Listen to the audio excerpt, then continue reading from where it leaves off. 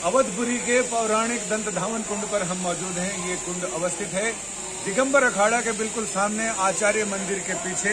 इसका सौंदर्यीकरण किया जा रहा है, यानी इस पौराणिक कुंड के बारे में मान्यता ये है, स्कंद पुराण और अन्य शास्त्रों में ये कहा गया कि भगवान श्री राम अपने भाइयों के साथ यहाँ दातून करने आते थे, इसलिए इसका नाम दंत धावन कुंड है। हमारे साथ आचार्य विवेक जी हैं और उनसे हम बात करते हैं। इस कुंड की जो महत्ता है वो क्या है, और बहुत उपेक्षित रहने के बाद अयोध्या भी अपनी पुरानी गौरव गरिमा को प्राप्त कर रही है और ये कुंड का भी जीर्णोद्धार हो रहा है। देखिए, ये कुंड भगवान राम से ही संबंधित है और जैसी मान्यता स्कंद पुराण में कि भगवान अपने भाइयों के साथ यहाँ पर आते थे और स्नान और दतवन वगैरह इस स्थान पे किया करते थे।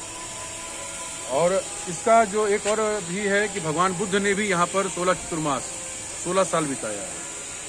और अयोध्या में जितना प्राचीन ये कुंड है, दंत धावन कुंड, इतना कुंड और कोई प्राचीन नहीं है। और सरकार को मैं बहुत बहुत धन्यवाद देता हूँ कि बहुत सालों से उपेक्षित था, अब इसका जीर्णोद्धार सरकार द्वारा किया जा रहा है, जिसके लिए माननीय मुख्यमंत्री योगी आदित्यनाथ जी को और प्रधानमंत्री जी को बहुत बहुत साधुवाद, धन्यवाद।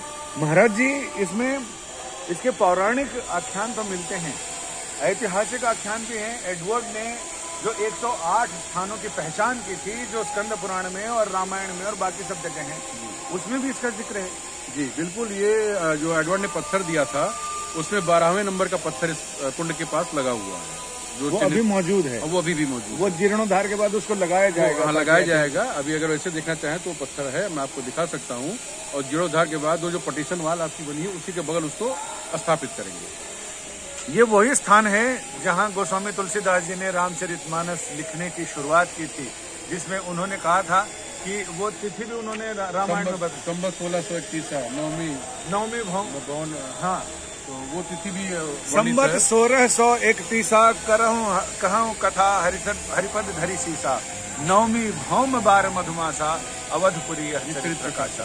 तो यानी रामनवमी के दिन ही उन्होंने भगवान के जन्म के दिन ही शुरुआत किया। यहाँ से बिल्कुल पीछे वो पौराणिक ऐतिहासिक बरगद का पेड़ था और महाराज जी ने बताया कि वहाँ षटकोण के रूप में एक मिट्टी का चबूतरा था, जिस पर बैठकर बाबा गोस्वामी तुलसीदास जी ने रामचरितमानस की रचना बालकांड शुरू किया था।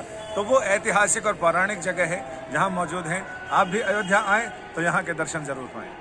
कैमरामैन अजय कुमार के साथ संजय शर्मा, श्रीधाम अयोध्या जी, आज तक।